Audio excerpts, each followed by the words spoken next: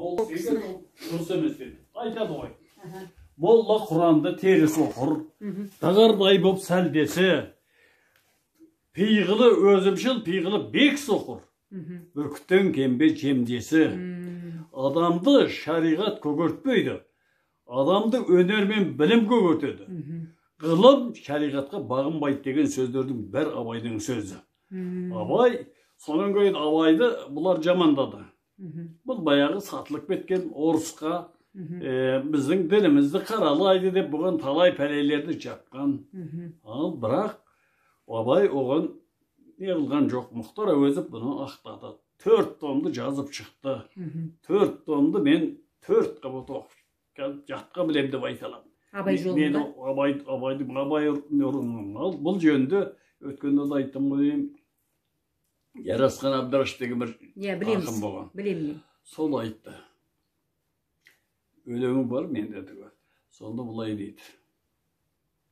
Бол сегер, Алаш үшін Абай Құдай, Алаштың балаш үшін пайғамбарсың деді мұны Мұхтарға, Мұхтар Әуезовке. Мұхтар деген керемет адам. Абай деген керемет қой.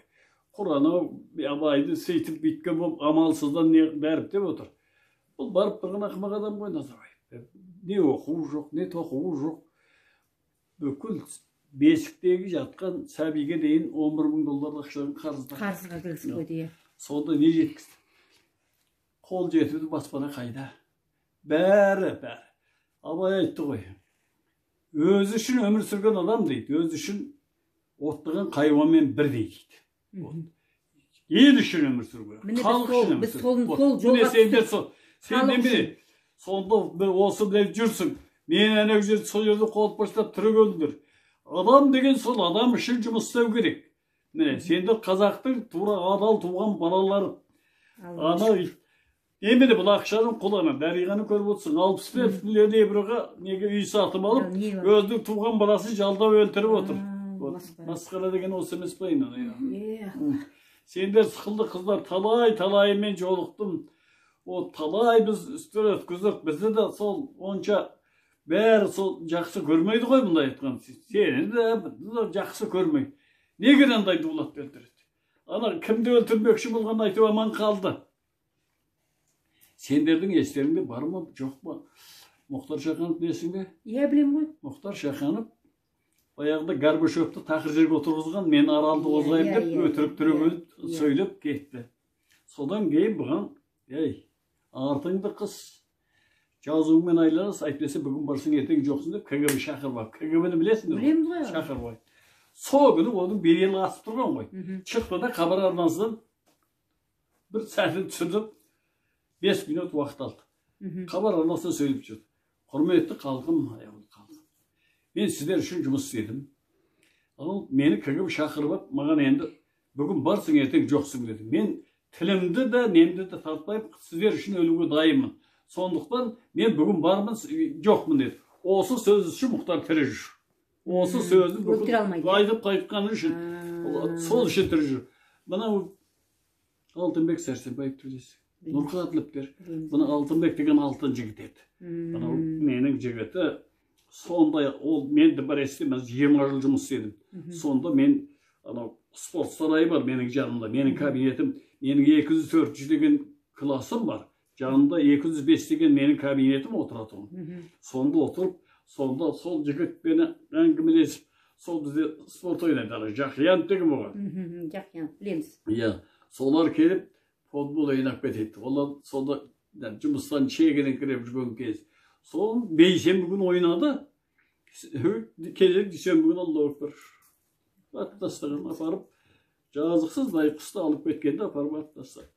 Қайта мұны Нұрқаділовтың кішкене кемшілігі де болды. Нұрқаділовтың кемшілігі қайсысы ғой. Мына сіздің қолыңыздағы, негіздегі мына елдің дүниесін жинадық. Бұл деген не қайыршылық ба?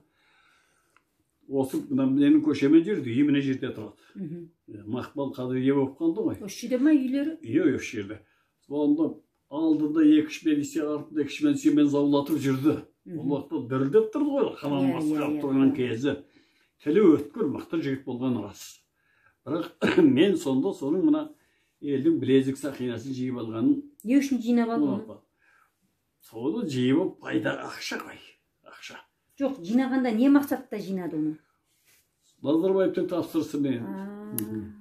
Екеуі дос болды. Жоқ, мен түсінбедім. Назарбаевтың тапсырысымен Нұрқадилов не жинады сонда? Қалай тартып алды ма, не істеді сонда? Міндеттеді ма? Босқа елдікі жинап алған. Оның бір сылтаулары айтқан баяғы мен сөйтем, бүйтем деген. Бірақ ол уақытта екеуінің арасынан ит өтпей сонда жақсы болып тұрған кез. Содан кейін барды да бұл мына майданға шыққанын білесің бе? Майданға митингіші болды ғой біз. Сонда мен барып жүрмін. Сонда бұл ана Назарбаев сөйлемежеге шығатын кезде халық тұрған уақытта мына халыққа жауап берсін деген. Сонда мұның агенттері жеткілікті ғой. Бұлар жұмыртқаны алып, жұмыртқамен қуып, жұмыртқамен ұрып, бұны айдап шыққан. Сосын соның артынан не қылды да оның үйіне 14 пе 24 пе камера болған. Сол камераның алдын ала соның үйінің маңайдағы сыбайлас адаммен байқап жүріп, топ қоймай қиып тастап, келді атты да кетті. Оны Мақпалға мойның ал деді. Мақпал алмады, мойында дұрыс болды. Баяғым сен мені өлтірдің, мен аттым деп. Өзді-өзі 3 рет атып өлтіретін қандай адам? Соны біз айтамыз, ол терминатор ма, кім сонда соншақты? Өзі 2 рет атады, контрольный басына сатты деген ол терминаторды өйтіп аталмайды ғой мысалы үшін. Иә. Соны енді бәрін көріп біліп отырсыңдар ғой балалар. Оның үстіне бір билік ауру тарады, елдің жанымады. Ол ауруға да біздің наразылығымыз бар. Халықты қолдан жасатылған ауру деп біз өзіміз наразымыз. Себебі, мысалы үшін мына қазір мына жақта жүр, әрбір жерде тек қана бетперде тағыңдар, ана COVID-19 қып-қызылмен жазып, үрей, қорқыныш, ана плакаттардың өзі қорқынышты, үрей туды. Халықтың жүрегіне үрей тудыру. Одан кейін алдыда қолмен шаша салды, ол ақпарат бар, нақты айта алмаймыз, бірақ оны естіп жатырмыз халықтың арасынан. Өзіміз де солай ойлаймыз. Әй, осы қолдан жасатылды ау мынау. Себебі бірақ күнде жапа-тармайға бәріміз құладық қой. Енді алдын ала айтты, міне, екінші толқыны болады. Мына коронавирустың екінші толқыны. Қаншама адам өледі деп санына дейін айтты. Енді болмайды деп жатыр. Көрдіңіз ба? Бұл не сұмдық сонда? Олар болады дейді, болмайды деп. Как будто бір құданың келіп кететініне белгілеп қойған алдын ала. Халықты жынды қылды әттен. Халықты әбден тоздырып жіберді ғой. Халық деген мынау Совет өкіметінде өмір сүрген адам мен. Сол кезде сол өкіметші оның да кемшілігі болды ғой. Болғанмен де негізгі жақтан олай жасаған жоқ. Баспанада мәселен осы сізосқа келсе, осы үйде сізде мына кімде бәрі квартирада тұрса, баспасына үй берді. Ал оған босқа берді. Кейден сол үйді меншікке айландырды ғой. Міне. Ал енді қазір қалай қылмысқа бармайды? Қылмысты жасайтын, сіз тамақ ішесіз, киім кию керек.